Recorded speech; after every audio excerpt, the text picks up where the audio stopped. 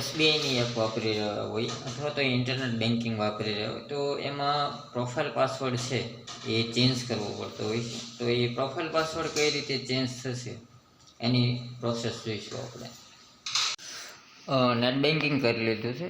કોઈ પણ સાઇટ ખોલીને ફરગેટ પ્રોફાઇલ ઉપર ક્લિક કરશું અને વન ટાઈમ પાસવર્ડ આવશે જે મોબાઈલ રજિસ્ટ્રેશન કરેલું હશે એસબીઆઈ બેંકની અંદર. વન ટાઈમ પાસવર્ડ એન્ટર કરી દઈશું, સબમિટ ઉપર ક્લિક કરી દઈશું. 3 ઓપ્શન જોવા મળશે: hit question answer, visit branch. તો આપણે અપ્રૂવ બાય થ્રુ એટીએમ કરશું, વિઝિટ બ્રાન્ચ કરશું તો બેંકે જવું પડશે. પ્રોસીડ ઉપર ક્લિક કરી દઈશું. અહીંયા અલગ અલગ છે એટીએમ ચાલુ, એક્ટિવ હોય, ક્લોઝ હોય, એક્સપાયર થઈ ગયા હોય તો એ ડિટેલ શો થતી છે અને આ કન્ટેન્ટ બ્લર આવશે. તો એ જે છે તમારું એક્ટિવ એટીએમ છે અને ક્લિક કરશું અને કન્ફર્મ ઉપર છે એ ક્લિક કરવાનું છે.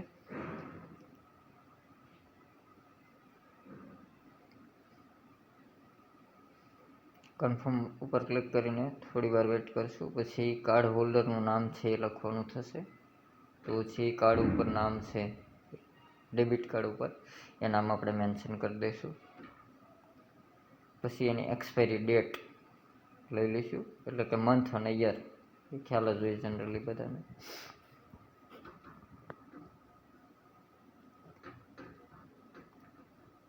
ત્યારબાદ પિન નંબર છે એ એન્ટર કરી દેવાનો છે. અહીંયા ખાસ ધ્યાન રાખવાનું છે એટીએમ પિન એન્ટર કરવાનો છે.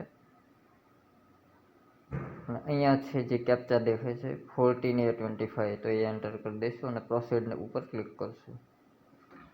પ્રોસીડ ઉપર ક્લિક કરશું એટલે રેફરન્સ નંબર આવી જશે, સ્ટેટસ આવી જશે, ડેબિટ કાર્ડ વેલિડેશન સક્સેસ આવી ગયું છે. આ બને તો સ્ક્રીનશોટ લેવો હોય તો લઈ શકાય અને ઓટોમેટિક છે એ રીડાયરેક્ટ થઈ જશે.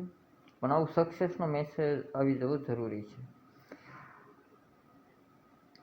તો એ પેજ છે એ ઓટોમેટિક રીડાયરેક્ટ થઈ ગયું છે અને રીડાયરેક્ટ થઈને ક્યાં જશે એ આપણે જોઈશું. આ રીતનું આવી જશે એન્ટર પ્રોફાઇલ પાસવર્ડ. તો અહીંયા આપણે છે એ સરસ મજાનો એક પ્રોફાઇલ પાસવર્ડ બનાવી લઈશું જેની અંદર આલ્ફાબેટ્સ, સ્પેશિયલ સિમ્બોલ અને આંકડાઓ હોવા જરૂરી છે.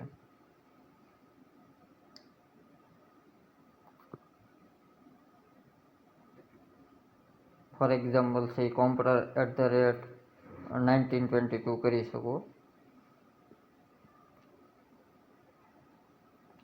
અહીંયા પણ ઉપર જે પ્રોફાઇલ પાસવર્ડ એન્ટર કર્યો છે એ જ કરશું.